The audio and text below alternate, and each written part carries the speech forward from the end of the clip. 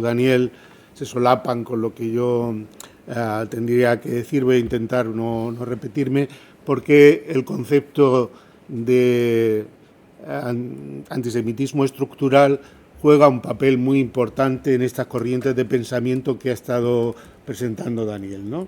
Y por lo tanto, pues hay algunos elementos que son comunes, ¿no?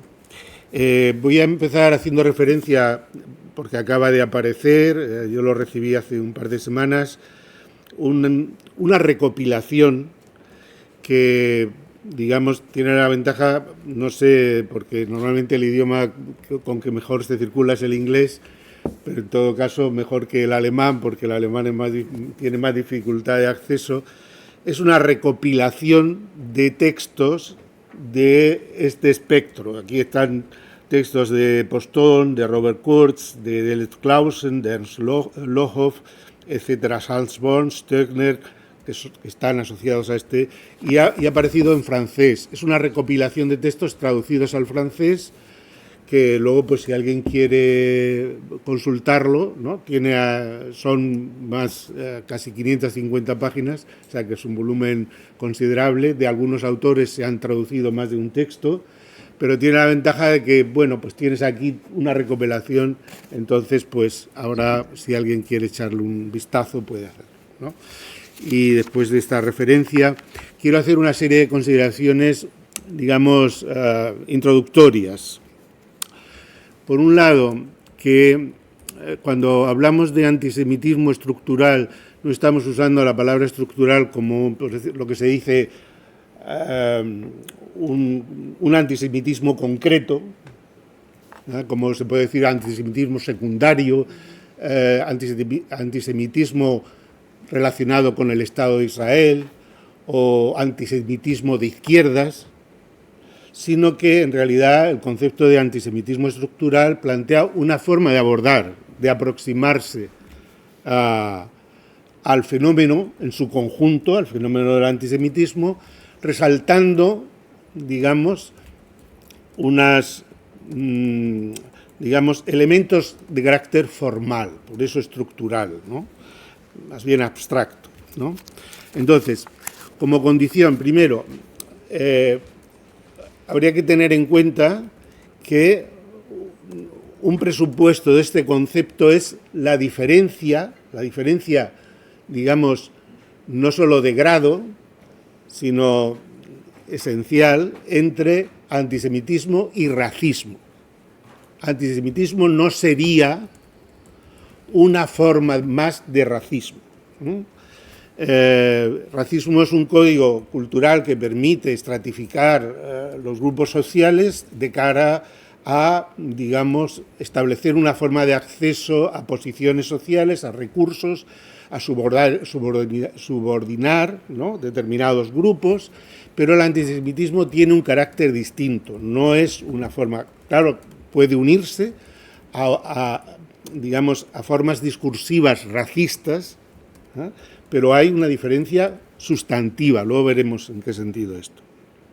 Por otro lado, el antisemitismo, diríamos, moderno, este sería otro presupuesto que habría que tener en cuenta, no es una diferenciación gradual del antisemitismo tradicional o el antijudaísmo premoderno, sino que en el antisemitismo moderno hay que tener en cuenta los procesos mismos de modernización que tienen un peso fundamental en cómo se articula ese antisemitismo. Es decir, no estaríamos ante una manifestación más de, por así decirlo, el antijudaísmo eterno, para entendernos, sino una forma específica que solo es comprensible si acompañamos el análisis del antisemitismo de una teoría de la sociedad, la cultura y los procesos de subjetivación propiamente modernos. Y esto es muy importante para entender este concepto. Esto se puede compartir o no, pero quiero decir, en la comprensión esto interviene. Luego diríamos otro elemento, ¿no?, es decir, que habría que tener en cuenta, y es el que tiene que ver con la relación entre el antisemitismo como un código cultural, bajo el cual o a través del cual se perciben, interpretan los procesos sociales, políticos y culturales de la modernidad, y lo que llamaríamos un antisemitismo de exterminio. En el antisemitismo de exterminio el antisemitismo de exterminio no es sin más un derivado del antisemitismo en sentido general, sino que, podríamos decir, para llegar a Auschwitz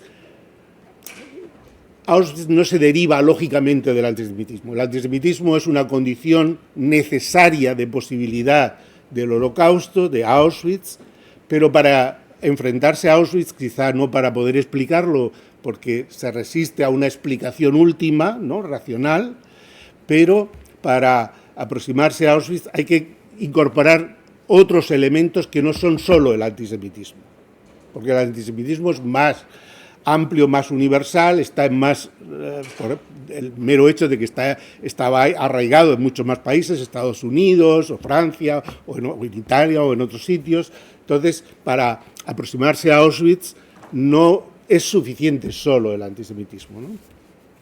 Una determinada configuración de los estados, por ejemplo, es importante tenerla en cuenta, otros elementos culturales de las formaciones diversas de la configuración Estado-nacional de los distintos países, etc. Bueno,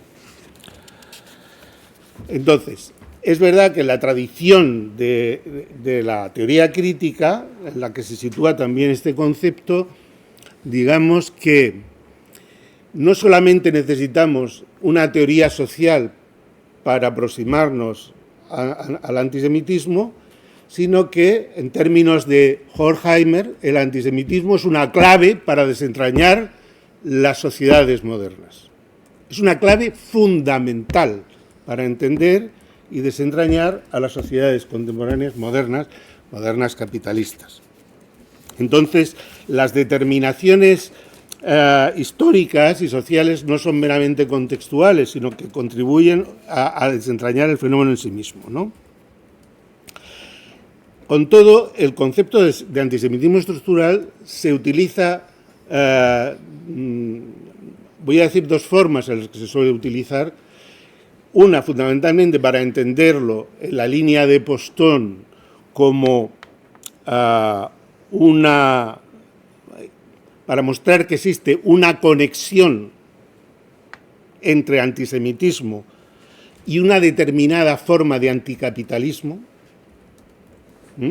O también se puede entender de una manera mucho más genérica, que es intentar desentrañar cuáles son los elementos en el antisemitismo que podríamos llamar formales o estructurales, para poder identificar esos elementos en otros fenómenos sociales, históricos, que no son explícitamente antijudíos, en un doble sentido, en que esas categorías nos permiten entender mejor esos fenómenos y también determinar en qué medida esos fenómenos pueden ser condición de posibilidad de un vuelco en antisemitismo explícito. Entonces, aquí tenemos, por así decirlo, dos categorizaciones. Entonces, también, para entender el concepto, habría que hacer una distinción entre, digamos, conceptos sustanciales de antisemitismo y conceptos formales, abstractos de antisemitismo. Esto no se da nunca en estado puro. A la hora de abordar conceptualmente el antisemitismo, es decir, esta categorización, en cierto modo, nunca se da en estado puro, ¿no? Pero, digamos, hay definiciones del antisemitismo que dicen tiene que haber necesariamente una referencia explícita en el contenido antijudía, es decir, de hostilidad y odio a los judíos en cuanto judíos. Los conceptos abstractos y formales, en cierto modo, dicen no es necesaria esa referencia explícita antijudía para estar ante una forma de antisemitismo. Esto se hace necesario, lo voy a explicar históricamente cómo se genera esto, esta necesidad de acudir a conceptos formales, y es, en primer lugar, pensemos en el concepto de antisemitismo secundario, que es un concepto que acuña Adorno después de la Segunda Guerra Mundial. Claro, si existe una tabuización social después de la derrota del nacionalsocialismo y del conocimiento de los campos de exterminio, y nadie públicamente, digamos, se puede declarar socialmente antisemita, porque eso algunos sí, claro, pero generalmente, de modo más o menos general, no. ¿Qué pasa con el antisemitismo que hasta ahora estaba vigente? ¿Ha desaparecido? ¿Se ha esfumado? ¿O adopta formas no explícitas, no manifiestas? Entonces, el antisemitismo secundario, en la formulación adorniana, es el antisemitismo que no es antisemitismo, digamos, a favor de Auschwitz, sino, o a pesar de Auschwitz, sino gracias a Auschwitz. Es decir, esa es frase famosa, ¿no? Es decir, los alemanes nunca van a perdonar a los judíos Auschwitz, ¿no? Es decir, hay un resentimiento como que Auschwitz y el judío aparece como representante de la memoria de aquello que produce una humillación de la identidad nacional alemana. Y por lo tanto hay una forma que se expresa, por ejemplo, digamos, si surgen los procesos de, digamos, ¿cómo diré la palabra ahora mismo?, ¿no? de resarcimiento del Estado alemán a judíos que han perdido propiedades, que han perdido tal, ¿no? Entonces, se critica esos procesos, no se siente la incomodidad de decir por qué Alemania tiene ahora que también nosotros hemos perdido tal, han destruido nuestras ciudades, ¿no? Bueno, no hay un antijudaísmo explícito, pero se vehicula, y entonces hay códigos de traducción, podríamos decir, que nos permiten hacer, si hay un código de traducción, nos permite hacer la traducción a la inversa. Es decir, de cosas que nosotros podemos detectar que no son explícitamente antijudías, y eso ha surgido en cada nuevo debate. El debate sobre el nuevo antisemitismo, el debate en torno al antisemitismo con respecto al Estado de Israel o el antisemitismo de izquierdas. Siempre resuena aquí, digamos, es muy difícil atender a esas supuestas formas, luego lo podemos discutir, de antisemitismo si no atendemos a una definición no explícita, sino formal, abstracta, de antisemitismo.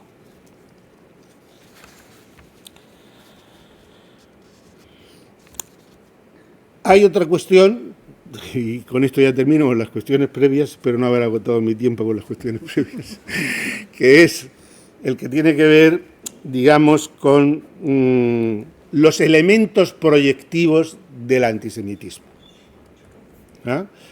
Dentro de la tradición de la teoría crítica, digamos, se subraya de modo especial que el antisemitismo de quien habla en primer lugar es de los antisemitas y no de los judíos. Es decir, los judíos concretos, los judíos existentes, por así decirlo, su religión o no religión, lo que sea, su comportamiento, no es la base del antisemitismo, sino el antisemitismo, ellos son, por así decirlo, la pantalla de proyección de una serie de elementos que tienen, y por lo tanto puede haber proyecciones antisemitas, entre comillas, sin judíos. E incluso podemos entender que puede haber en cierto momento una indiferencia frente al objeto. El objeto lo crea la propia proyección antisemita. El judío de los antisemitas no existe, para que los entendamos, ¿no? Es fruto de una proyección. por ejemplo, yo he estado leyendo para preparar esto la literatura que pueda haber en torno al tema de la formación de los sistemas financieros modernos en las ciudades del norte de Italia, etcétera. No hay base histórica, empírica, para asociar al judío con el sistema financiero. No hay una base. Pero es que el antisemitismo no lo necesita. No la necesita, porque es una proyección. Entonces, bueno, estas son las consideraciones de carácter previo. Luego, para entender este concepto de antisemitismo estructural, tenemos que recurrir a lo que llamaríamos la crítica etnopopulista del capitalismo, que se forma en general en Europa, pero de modo muy especial en el Imperio Alemán, ¿no?, con los llamados Nationalökonomen, ¿no?, los economistas nacionales, ¿no? Y digo etnopopulista para referirme a, es que no sé cómo traducir, völkisch, ¿no?, porque völkisch es un tema tan específico de los alemanes que no resulta traducible, pero bueno. Ya ha resaltado algo Daniel sobre esto, ¿no?, de la reconfiguración de las relaciones sociales en el capitalismo, que aparentemente generan un espacio de libertad e igualdad, porque las relaciones ya no son de vasallaje, sino son contractuales, ¿no? Las personas se relacionan estableciendo, pero a través de esas relaciones contractuales, en realidad lo que media la relación social es la producción de mercancías y el intercambio de mercancías, y por lo tanto en la relación entre los individuos se impone una forma social a la que todo el mundo, todos los individuos están sometidos, y que, digamos, tiene algo que ver con la frustración de las expectativas burguesas de emancipación, de libertad individual y de igualdad social. Esos procesos iban asociados a promesas de progreso, promesas de libertad individual, de igualdad social, etc. Y esas se ven frustradas. Pensemos en la cuestión social, ¿no?, pauperización, etc. Bueno, si esto venía a traernos libertad, igualdad, prosperidad y bienestar, ¿cómo es que nos encontramos con esto? Esos procesos sociales son percibidos, son interpretados con determinados códigos culturales que tienen una incardinación en los procesos de configuración de los Estados-nación europeos. Y uno de esos códigos es el antisemitismo. El antisemitismo sí es una manera de percibir y de interpretar esos procesos a los que me he referido.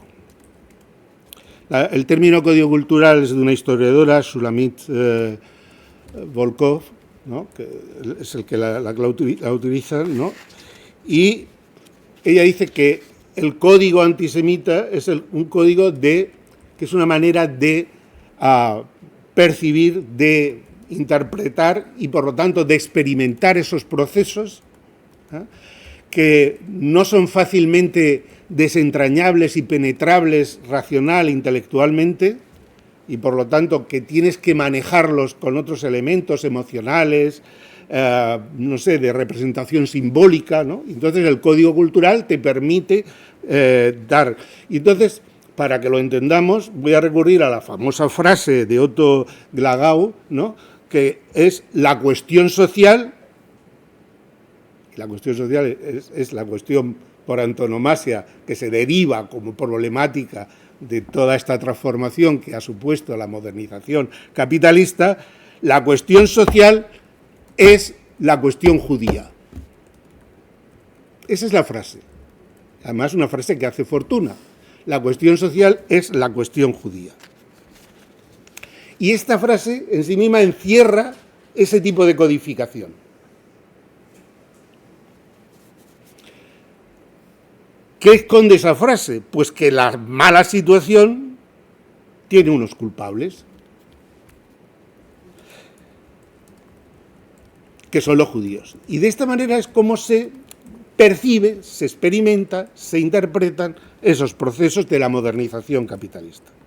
Y por eso el anticapitalismo, por decirlo de alguna manera, que no es tal, pero bueno, anticapitalismo völkisch, y pensemos que hasta que no se, hasta que no en el nacionalsocialismo, hasta que no se resuelve el conflicto entre la SA y la SS, hay una parte, y hay un sector del nacionalsocialismo con un, con un patos muy anticapitalista. Muy anticapitalista. Bueno, pues entonces, en la incapacidad de entender la imbricación que en el sistema capitalista moderno tienen tanto el capital financiero como el capital productivo, los procesos de concentración que se dan en ambos ámbitos del capital financiero, lo que hemos llamado el capitalismo monopolista, ¿no? Es decir, la evolución, los procesos, los efectos que esto produce en la competitividad, la destrucción, lo que llamaba Schumpeter de una manera un tanto eufemística, la destrucción creativa, pero que era esa situación en la que dices que pierdo mi negocio, es que traen productos de otros países que arruinan a los campesinos alemanes o a los franceses o a los españoles, etcétera. Bueno, entonces las tensiones y las dependencias internacionales, la pauperización, todos esos fenómenos, de pronto, en la explicación etnonacional, tienen una causa identificable, ¿no? Y a esto se une una determinada forma de ver el trabajo que se califica de trabajo alemán. El trabajo. En la cultura völkisch, en la cultura, pero también en la cultura nacional alemana, hay una especie de idealización nacional del trabajo. No olvidemos la palabra que colocan en la entrada de los campos de concentración y de exterminio. El trabajo libera. Arbeit macht frei, ¿no? Bueno, pues esta idealización del trabajo como un modo de ser, como un fin en sí mismo, ¿no? Como una expresión de la identidad alemana, responsabilidad, diligencia, todo eso que se une a esa imagen del trabajador alemán que se deja la piel en su trabajo, ¿no? Y por lo tanto, y eso se une como si dijéramos, como si la industrialización capitalista fuera una evolución natural del trabajo precapitalista, es decir, es una expresión de esa forma de trabajar, mientras que el capital financiero, el capital especulativo, es algo que se impone sobre el trabajo alemán desde fuera.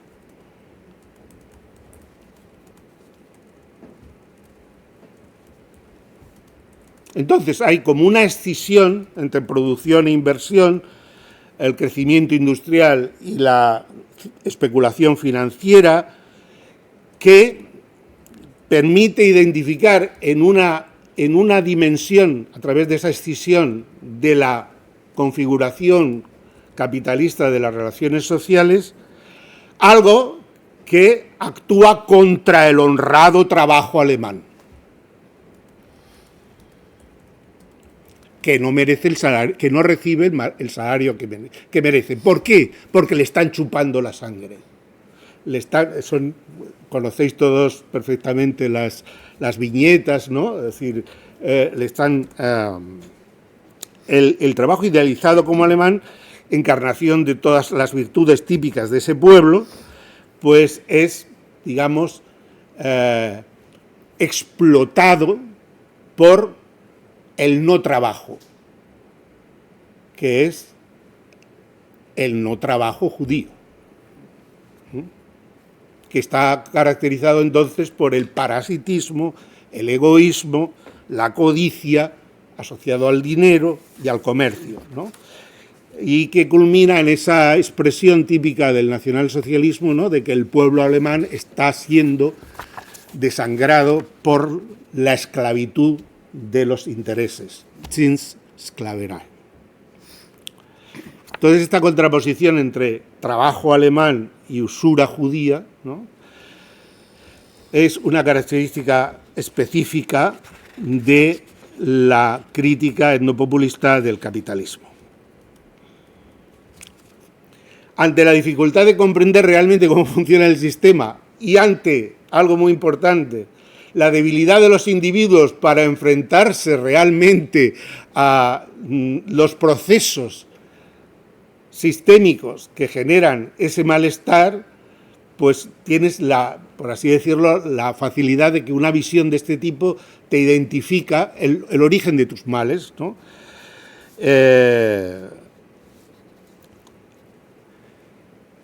Esto es reconocible en la teoría de la crítica völkisch del capitalismo, ¿no?, de la modernidad capitalista. Naturalmente no solo se refiere a los temas económicos, sino que evidentemente está asociada también a aquellas formas políticas y culturales que están, digamos, vinculadas a los procesos de modernización, la urbanización frente al campo, la movilidad social.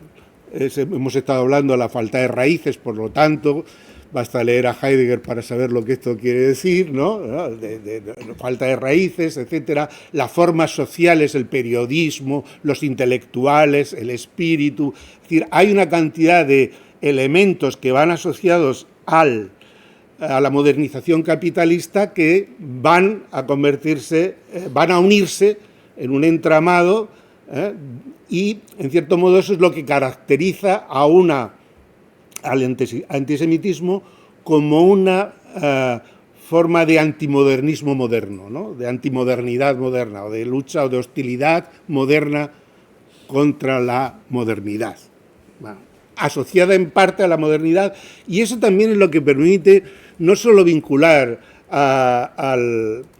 claro, las teorías conspiranoicas lo pueden integrar todo, ¿no? Y pueden, por definición, las teorías conspiranoicas permiten la cuadratura del círculo, ¿no? Pero claro, digamos que el marxismo también es visto, el marxismo y las fórmulas socialistas y comunistas y tal, también son vistas por la crítica völkisch al capitalismo como expresiones de esa misma modernidad. No tiene arreglo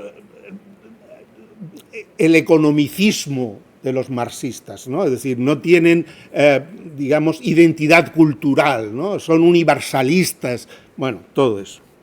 Entonces eso permite decir, bueno, los judíos están detrás de todo, del capitalismo y del comunismo.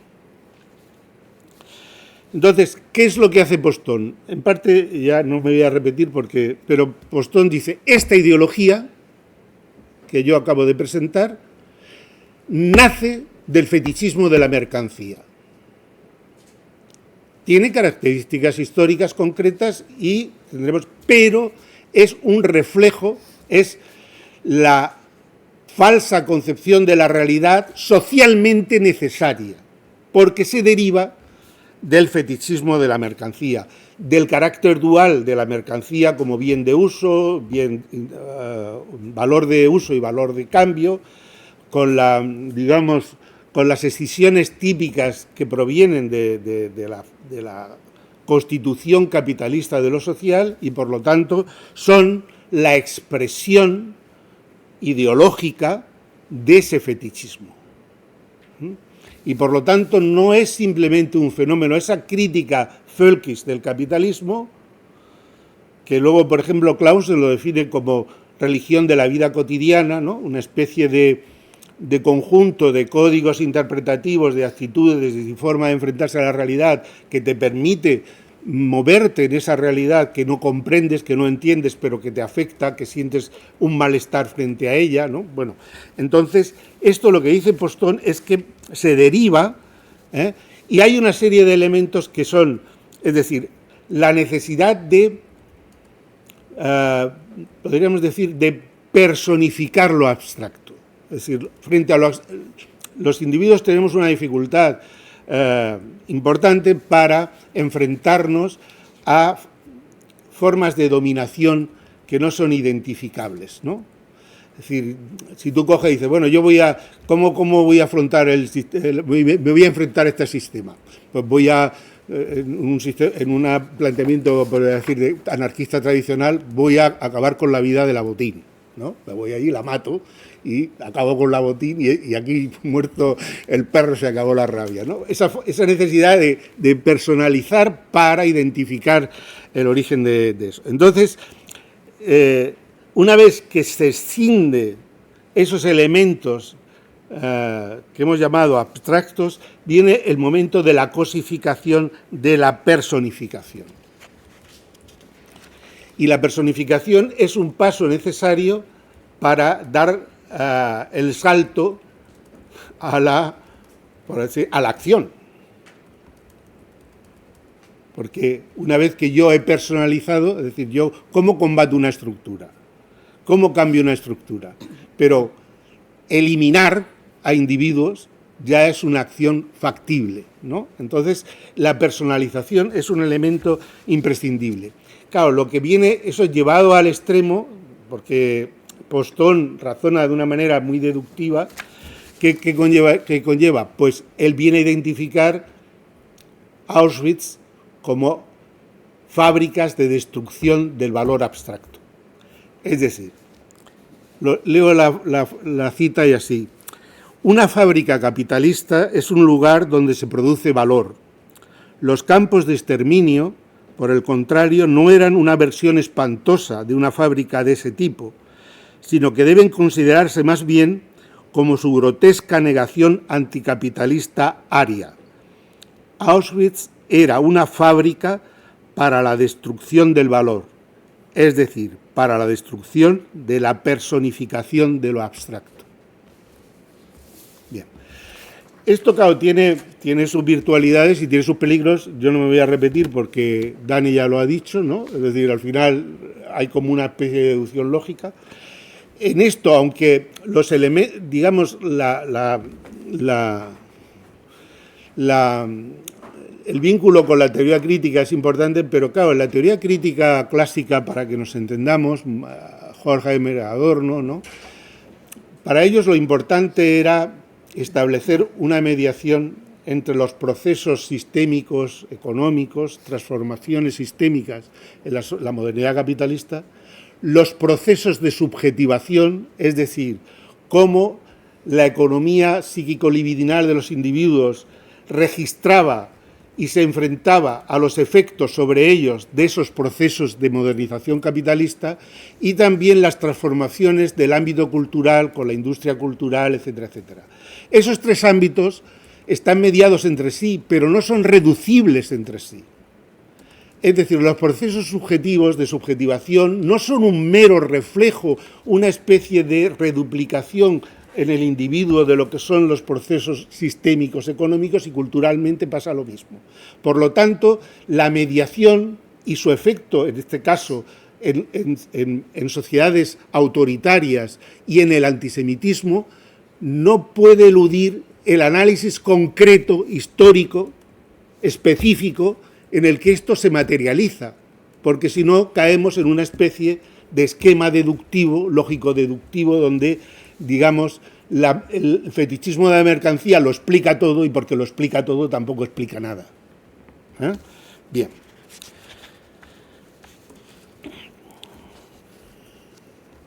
Pasamos de este aspecto más interno de la tradición de las lecturas, nuevas lecturas de Marx, y de modo muy sencillo diría, hay una forma menos densa de usar este concepto, como he dicho antes, fijándose en analogías estructurales con otros fenómenos. Es decir, por ejemplo, es evidente que existe un vínculo muy importante, muy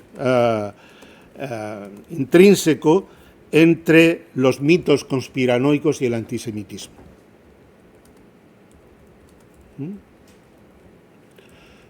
Todos los mitos conspiranoicos tienen una estructura básica, ¿no? Una homología estructural.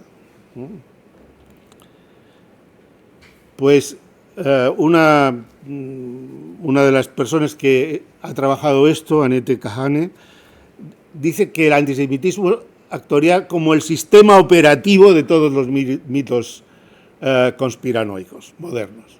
Como el sistema operativo, para que nos entendamos. Es algo que a lo mejor no lo vemos porque Windows no te aparece, no lo tienes ahí, tienes todos los programas funcionando en Windows, pero Windows no se ve, ¿no? Pues así decirlo, el sistema operativo de todos los mitos conspiranoicos sería el antisemitismo, ¿no? Que funcionan como visiones universales del mundo, que trascienden los bandos religiosos, también los bandos políticos, que permiten una reducción de la complejidad, una simplificación, y que tienen funciones psíquicas específicas. El que se ha metido, el que ha sido atrapado por un, digamos, por un mito conspiranoico, no se le puede sacar de ahí con explicaciones. ¿Por qué? Porque ese mito, pudiéramos decir, tiene una función de estabilizador, de resolución de los conflictos psíquicos. Es como el celoso. Tú al celoso no le puedes decir, mira, que tu mujer o tu marido, a la celosa, por no ponernos solo en un lado, aunque los que suelen ser celosos son más bien los maridos. Pero bueno, como decir, ¿dónde está tu mujer? No le puedes desmontar, ¿no? Porque siempre pensará que habrá un rato en el día en que se haya escapado y le haya sido infiel con otro, lo que sea. Entonces, claro, como el problema reside en el propio celoso, es decir, que su dinámica, su economía psíquico-libidinal le piden esa explicación de su zozobra, de su inseguridad, de su debilidad, de su falta de aprecio de sí o de lo que sea, difícilmente tú puedes combatir ese mito a través de explicaciones, ¿no? Y además tienen algo todavía más importante, y es que compartir el mito conspiranoico genera comunidad, genera pertenencia. Tú te sientes parte de un colectivo que comparte ese secreto, que sabe que detrás de esto están los judíos, ¿no? Los demás no lo ven, los demás no perciben que realmente son ellos los que manejan en la sombra, ¿no? Que es Soros el que quiere hacer el gran reemplazo y tal, pero nosotros sí lo sabemos, ¿no? Y lo sabemos porque tenemos un circuito en el cual circula el mito. Bueno, pues entonces esto, digamos, nos permite comprender por qué a veces otros tipos de construcciones presentan analogías y homologías estructurales con el antisemitismo. Diríamos, por un lado, la personalización de relaciones abstractas, la etnificación grupal, es decir, la tendencia a convertir a un colectivo, ¿no?, en una unidad, digamos, con características esenciales e inmutables, ¿no? Los inmigrantes también podrían entrar en eso. La corrosividad, es decir, ese enemigo homogeneizado actúa en la sombra diluyendo el lazo social, diluyendo nuestras identidades, generando, y una visión maniquea de la realidad en la que establece buenos y malos, blancos y negros, es decir, que establece una separación y una cierta irreconciliabilidad entre esos colectivos, ¿no?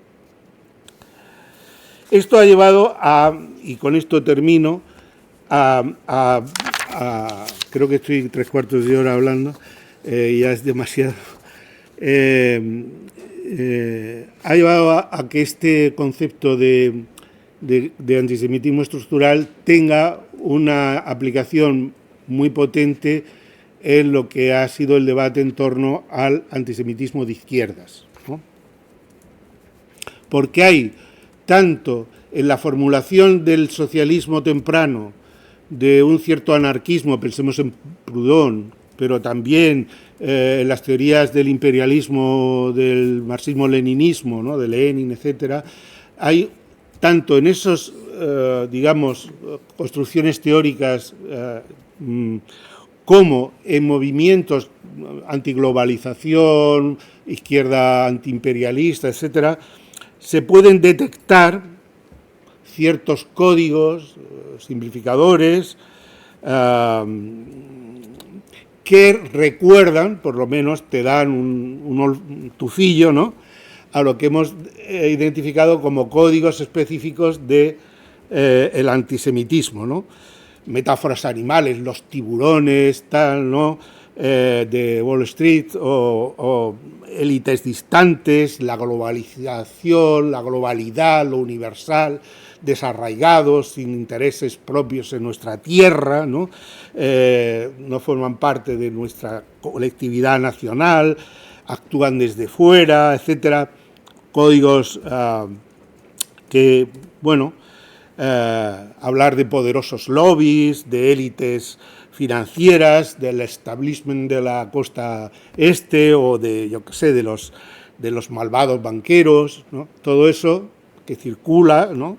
Frente a eso es una idealización, el pueblo llano, ¿no?, los trabajadores honrados, los de abajo, ¿no?, como si la relación social capital no fuera una relación social que media, es decir, todos estamos obligados y reproducimos. Esa es la paradoja de la modernización capitalista, y esto es lo que resalta la teoría del valor, y es que todos tenemos que reproducir la forma abstracta del capital para poder reproducir nuestra existencia concreta. Y que en la medida en que la reproducción de la existencia concreta, esto puede parecer un poco exagerado, ¿no?, pero en la medida en que la reproducción de la existencia concreta solo es posible la reproducción de la forma abstracta del capital, todos somos cómplices.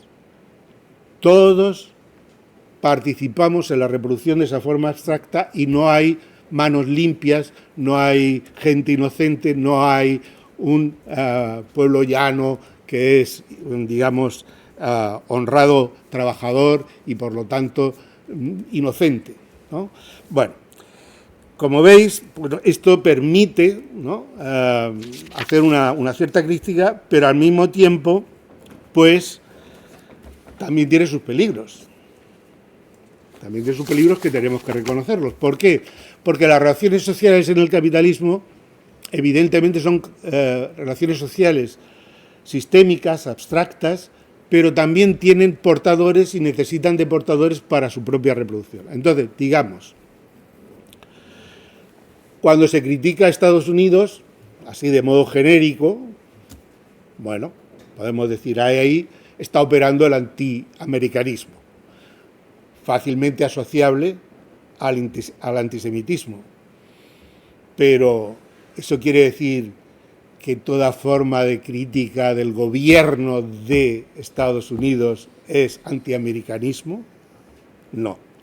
Y eso lo podríamos extender. Quiero decir que hay que llevar cuidado. ¿Para qué? Para que este concepto no se convierta en un eslogan aplicable de modo universal e indiscriminado para evitarnos confrontarnos con determinadas realidades. Entonces se puede, es decir, yo tengo muchos problemas, por ejemplo, con el antisemitismo de izquierda, porque lo primero que me tendrían que explicar, ¿qué es eso de la izquierda? No lo sé, me lo tendrían que explicar. ¿Bono es la izquierda? ¿O Belarre? ¿Qué es la izquierda? No sé, son conceptos chicle que se prestan mucho a una proyección también simplificadora, ¿no? Entonces, antisemitismo de izquierdas. Sobre todo cuando a veces eso se usa para un ataque indiscriminado a un sector político o a una forma de crítica. Pensad, por ejemplo, la paradoja con la que hemos encontrado, digo esto para terminar porque es una cosa un poco anecdótica, pero revela un poco. Alternativa für Deutschland, Alternativa por Alemania, en la ciudad en la que nació Carlos Marx, Trier o Treveris, ¿no?, promovió una moción que finalmente no consiguió llevarse a término, de eliminar la estatua de Karl Marx de la plaza la plaza principal de Treveris, acusándolo de antisemita. Claro, podemos discutir, bueno, aquí está Reyes, que nos puede decir muchísimas cosas de la cuestión judía, ¿no? Pero podemos discutir hasta qué punto podía tener ciertos rasgos antijudíos o antisemitas o no. Karl Marx, eso lo podemos estudiar, pero nos encontraríamos con la paradoja de que se usa el término antisemita, en este caso, creo yo, exclusivamente para ganar una batalla política y desacreditar. Hoy habla la extrema derecha de comunismo, que yo digo, el día que me encuentre un comunista por la calle, me voy a quedar completamente satisfecho, porque es que en mi entorno no encuentro ninguno. Es una amenaza, nos va a arrasar el comunismo, pero yo en mi entorno no encuentro a nadie que sea comunista, ni yo lo soy. Con lo cual, quiero decir, te das cuenta que hay como un uso, un abuso, ¿no? Un abuso de ciertos términos que pueden simplemente ser un arma arrojadiza, y tendríamos que evitar a toda costa que el antisemitismo terminara convirtiéndose también en una arma arrojadiza política.